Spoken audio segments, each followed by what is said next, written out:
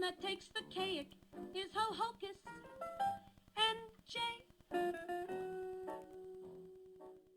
Welcome to the Ho-Kus Heritage Keepers Project, Episode 4, the historic Ho-Ho-Kus Inn, also known as the Zabriskie House. The Ho-Ho-Kus Inn and Tavern, by all accounts, is the centerpiece of downtown Ho-Ho-Kus, at the corner of East Franklin Turnpike and Sheridan Avenue. Today it is a favorite with the locals for its exciting menu, great food, and popular tavern. Like our other hometown treasure, the Hermitage, the inn is a national landmark listed on the New Jersey and U.S. National Register of Historic Places. This episode will cover the rich history of the inn. Let me tell you more about this beautiful building's past. The Ho-Ho-Kus Inn and Tavern was originally built in 1790 by Andrew Zabriskie and served as a private residence for his son John until the late 1800s. Zabriskie was a descendant of the area's first European settler, who arrived in 1662. In its construction, local historians believe that portions of this house date back to pre-revolutionary times. Zabriskie used many of the sandstone bricks for construction from the original Hopper House, which historians believe were involved in a firefight with the British Army in 1778, where they set the house on fire after evacuating the structure. As time went on, it became a stagecoach stop, a hitching post, an inn, a hotel, and a tavern and restaurant for out-of-town travelers. Since 1790, the building has been known by many names over the years. This is including the Zabriskie House, the Mansion House, Patty's Burke's Inn, which moved to Ridgewood and later became Competition, and several more. Today, it is known as the Ho-Ho-Kus Inn and Tavern. John Zabriskie owned the building and the 50-plus acres around the building. He prospered with his mills and owned most of the business section of Ho-Ho-Kus. Tragically, Mr. Zabriskie died under mysterious circumstances in Sylvan Lake in 1876. The following year, his wife moved from the Zabriskie house to Patterson. John Zabriskie's brother handled some of the family affairs but died the following year. The house remained unoccupied. Equitable Life Insurance took control of the estate. The organization attempted to sell off the assets. In October 1787, they directed their efforts to fix up the abandoned Zabriskie house. By mid-1880, they had completed making repairs to the building, such as cleaning and painting the interior and removing items left behind. The exterior of the building was cleaned and painted, and windows and doors were repaired or replaced. The grounds were re-landscaped, new fencing put in place, and a cast iron fountain installed. The farm and garden areas were put back in service. By the fall, the property was in good condition. In September 1882, disaster struck. The Zabriskie Dam burst. The Sylvan Lake poured over, and the building was in its path. The water flooding was several feet high on the first floor, and debris filled the basement and the first floor. Fortunately, the occupants survived and were rescued the next day when the water level dropped. The Zabriskie house survived but sustained a vast amount of damage and was inhabitable. The farmland and gardens disappeared.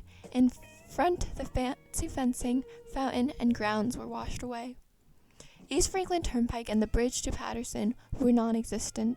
The flood was devastating, and it took several years to bring the area back to usable conditions. The roads and bridges replacement also took some time. The Zabriskie properties were sold off in 1888. Richard Buckley took over most of the Zabriskie properties in Ridgewood and Ho-Ho-Kus. He broke up the vast holdings by selling to various investors. The Zabriskie house survived with about 4 acres, and Buckley leased the building between 1888 and 1903. Records are minimal for this time frame, but it is known that Charles Estefus and his wife leased the building in 1890. They named the place the Mansion House and ran it as an inn and hotel. The Mansion House was a top-rated resort in the 1890s, especially on hot summer days. Elm trees covered the vast grounds. The land along the Ho-Ho-Kus Brook added the pleasant stopover. The food and entertainment were big attractions. Mrs. Estefus was an excellent singer. How lovely it must have been as she entertained the guests on weekends and when the racetrack was in operation. In 1897, John Rogers acquired the business. He came with experience in the hotel and inn businesses. New room furnishings were added to spruce the building up. The structure was repainted, the grounds were re-landscaped, and a garden area was added. Even electrical lighting was added. Rogers believed in reaching out to the public, making the Mansion House the center of all entertainment during holidays and significant track events. Rogers donated prizes at the harness races and entertained the grammar school graduating classes and families. Rogers arranged with William Rosencrantz and William Stout to have the Ho-Ho-Kus Golf Club headquartered at Mansion House. He provided storage facilities for their clubs and equipment, and the players stayed overnight in the inn. Over the years, the inn was leased by parties and run as a restaurant and tavern. The racetrack was drawing many people almost every weekend, and the inn was very popular and busy at this time. The old Mansion House was about to be torn down in the late 1920s. Zela Ostis Jacqueline, the daughter of Northern Pacific Railroad president and widow of a former councilman, purchased the property. We have her to thank for saving the inn from destruction. Once World War I was over, she had a vision of saving historic places. This building was one of her passions. In April 1941, she convinced the town council that this historic building must be saved. The town purchased the property and rented it out. Since then, the inn was leased to several business people who put their own mark on the home from colonial design and setting. A tap room was opened in 1953. It later became an award-winning French dining spot. It even was voted the best French restaurant in North Jersey in 1989. In the 1980s, the tavern welcomed former President Richard Nixon for dinner.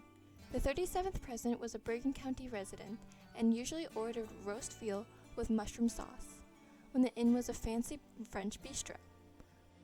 Since 2009, Ho-Ho-Kus residents Gordon and Lori Ham have operated the property. The Ho-Ho-Kus Inn went through a second renaissance, undergoing upgrades and redecoration, becoming Ho-Ho-Kus Inn and Tavern. Historic town memorabilia is displayed around the inn's walls and is again a favorite gathering place for special family occasions and business meetings. The inn has been featured in numerous magazines and newspapers and won numerous local awards. Knowing the backstory of this historic building will make me appreciate it more when I have my meal there next. I'll close with one fun fact. During its 2009 restoration, locals donated historical memorabilia that is now graced in the inn's interior walls. Plan a lunch or dinner and check out the display and experience this historical gem. Thanks for listening and keeping history alive. Please check out the entire series of the Ho-Ho-Kus Heritage Keepers episodes on this channel.